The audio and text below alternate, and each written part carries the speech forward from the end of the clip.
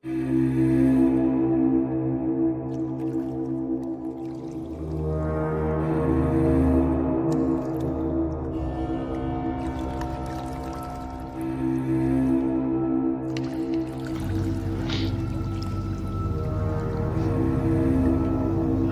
Mas Bud dan Mbak Prey. Malam ini aku akan membawakan sebuah cerita misteri, yaitu tentang misteri Lawang Sewu. Saya ambil cerita ini dari salah satu sumber. Begini ceritanya.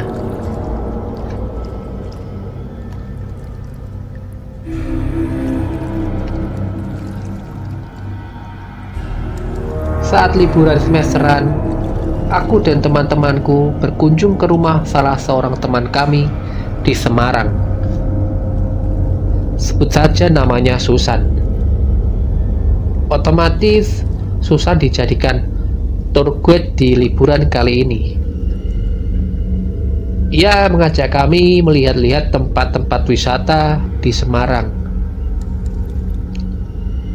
Salah satunya adalah bangunan gedung tua peninggalan Belanda yang sangat terkenal, yang bernama Lawang Sewu. Sebenarnya, selain mengagumi bangunan tua bersejarah dan tetap kokoh berdiri itu, kami juga penasaran dengan cerita-cerita misteri yang ada di dalamnya. Benar seperti itu gak sih? Sesampainya di Lawang Sewu, ternyata di sana disediakan pemandu. Kata beliau, kita tidak perlu takut ataupun khawatir. Apalagi kalau hari semakin malam, maka akan semakin ramai akan pengunjung. Ya, benar saja. Selang beberapa menit, beberapa rombongan pun silih berganti berdatangan. Suasana pun jadi semakin meriah dengan celotehan orang di sana sini. Dan dimulailah petualangan kami menyusuri bangunan Lawang Sewu. Dimulai dari pintu depan, sang pawang mulai bercerita. Mulai agak merinding sih, karena suasana gelap dan hanya dibantu cahaya senter. Tapi karena banyak orang, jadi terasa mendingan. Lalu kami berpindah ke lantai 2. Dari teras lantai 2 ini kita bisa melihat pemandangan indah dari kota Semarang, dimulai dari Tugu Muda dan lain sebagainya. Namun suasana mulai berubah ketika kami memasuki tempat terakhir, ya, ruangan bawah tanah, yang terkenal akan penyiksaannya di zaman Belanda ataupun Jepang. Menurut pemandu, ini adalah ruang penyiksaan Jepang. Suasana semakin menyeramkan. Bau menusuk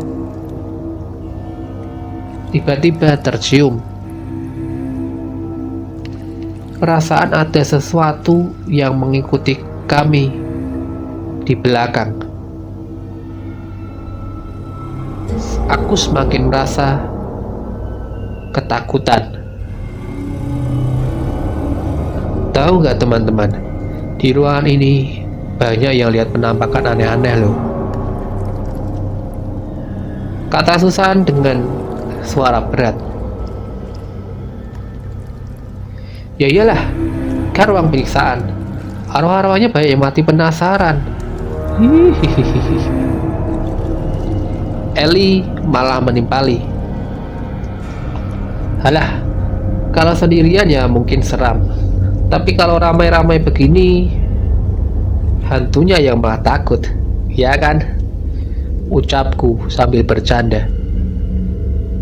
Teman-temanku yang mendengar ucapanku mulai cekikikan. Ya, suasana agak mencair. Tapi itu tidak berlangsung lama, karena seketika tiba-tiba mataku tertahan di sebuah ruangan yang menurut sang pemandu itu merupakan ruang penjara penyiksaan. Mataku seperti menangkap sesuatu, tapi aku tak tahu apa itu. Lalu samar-samar ku dengar ada suara tangisan dan erangan kepedihan yang sangat aneh. Kupikir awalnya itu ulah jahil suara salah seorang temanku untuk menakut-nakutiku. Tapi ketika ku perhatikan lebih teliti, ternyata arah suara itu berasal dari pojok ruangan yang aku lihat.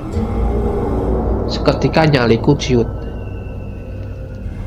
Bulu kudukku mulai berdiri. Suara itu terdengar sangat memilukan. Tapi semakin lama menghilang bersamaan dengan langkah-langkah kaki kami meninggalkan ruang itu menuju ruang-ruang selanjutnya. Sesampai di luar bangunan dan tur petualangan kami selesai, dengan bercanda aku bertanya ke teman-teman, kalian dengar sesuatu nggak di ruang penyiksaan tadi? Kok kayak ada yang nangis ya? Eli apa Dini tuh? Aku asal sebut saja. Eli dan Dini kan terkenal paling cengeng. Enak saja nuduh orang sembarangan. Beneran takut sih, tapi nggak sampai nangis kali. Sergah Dini.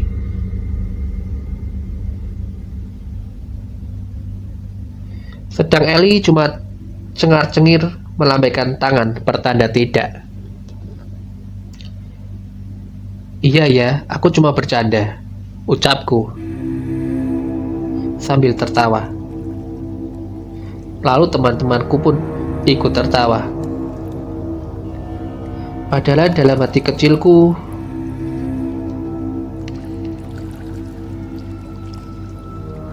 aku berkata, beneran, aku tadi mendengar suara tangisan itu. Tangisan yang menyayat hati. Tangisan yang sangat memilukan. Tangisan yang seakan-akan menahan rasa sakit dan kepedihan yang sudah tersimpan begitu lama.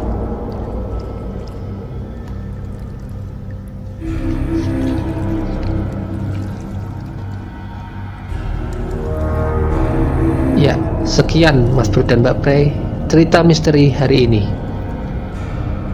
Nantikan cerita-cerita misteri kami selanjutnya yang akan membuat malam teman-teman semakin terasa menegangkan. Terakhir, jangan lupa subscribe, like, comment, and share ke teman-teman semua. Akhir kata, sampai jumpa lagi. Salam ketakutan.